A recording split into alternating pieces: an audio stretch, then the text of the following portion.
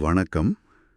இன்னைக்கு நாம சினுவா அச்சிபே எழுதிய சிதைவுகள் நாவலோட 21ஆம் அத்தியாயத்துல கொஞ்சம் ஆழமா போக போறோம். குறிப்பா உமோஃபியாவுல வெள்ளக்காரங்க வந்த பிறகு என்னெல்லாம் மாறுச்சு, மதம், சமூகம், அப்புறம் முக்கியமா ஒகோங்கோவோட மனநிலை, இதெல்லாம் பத்தி இந்த பகுதிகள் பேசுது. வாங்க இதுக்குள்ள இறங்கி முக்கியமான விஷயங்களை கொஞ்சம் அலசுவோம். என்ன சொல்றீங்க? நிச்சயமா.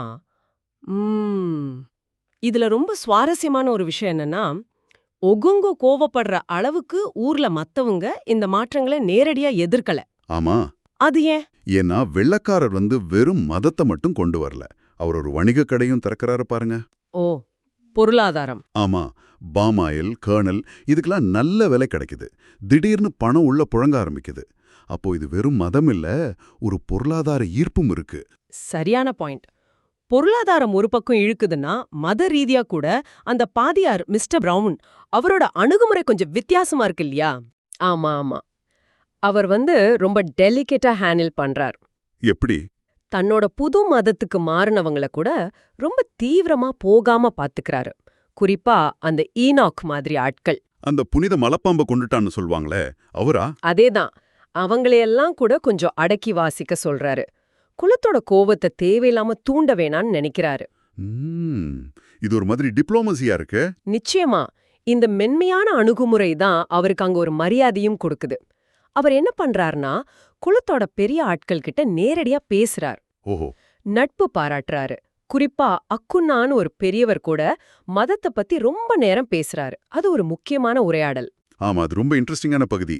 அக்குனா அவங்க கடவுள் ஜுக்கு பத்தி சொல்றது. ஆமா, ஜுக்கு தான் முதன்மையானவர்.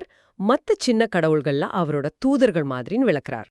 அதுக்கு அவர் சொன்ன உதாரணம் நல்லா இருந்துச்சு. எப்படி வெள்ளக்கார கலெக்டருக்கு உதவ ஆட்கள் இருக்கிறாங்களோ. ஆமா, கொத்மாக்கள். அதே மாதிரி சுக்குவுக்கு சின்ன கடவுள்கள்னு சொல்றார். அவங்க உலக பார்வையே இது காட்டுது. ஆனா மிஸ்டர் பிரவுன் அதை ஏத்துக்கலையே. இல்ல, அவர் ஒரே கடவுள்தான் உண்மை, மத்ததெல்லாம் வெறும் மரக்கட்ட கல் அப்படிங்கிறார். கடவுள அப்படி ஒரு நபரா பார்க்க கூடாதுன்னு சொல்றார். அதுக்கு அக்குன்னாவோட பதில் அதுதான் இன்னும் ஷார்ப். கரெக்ட். அவர் சொல்றார், நாங்க சின்ன கடவுள்களுக்கு தான் பலி கொடுப்போம், ஆனா தேவைன்னு வரும்போது நேரடியா சுக்கு கிட்ட தான் போவோம். அது எப்படின்னா, பெரிய மனுஷனை பார்க்க போனா முதல்ல அவரோட ஆட்களை பார்க்கற மாதிரி. அதேதான். நேரடியா போறதுக்கு ஒரு பயம், ஒரு மரியாதை வேணும்ல, அதனாலதான் இப்படி. அப்புறம் சுக்குக்கா, அதாவது சக்கு இஸ் சுப்ரீம் அப்படிங்கிற பேர்லயே அது இருக்குன்னு சொல்றார். வாவ், இது அவங்க தத்துவத்தோட ஆழத்தை காட்டுது.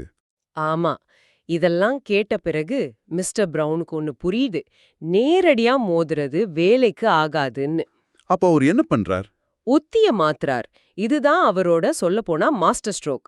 ஒரு பள்ளிக்கூடத்தையும் ஒரு சின்ன மருத்துவமனையும் கட்டுறார். ஓ, கல்வி சுகாதாரம் வழியா வர்றாரு. ஆமா, அவர் சொல்றார், எதிர்காலத்துல படிக்க தெரிஞ்சவன் தான் இந்த ஊரை ஆளப் போறான்.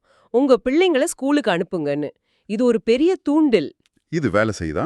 ஆரம்பத்துல தயக்கம் இருந்தாலும் போக போக நிறைய பேர் பிள்ளைங்களை அனுப்ப ஆரம்பிக்கிறாங்க.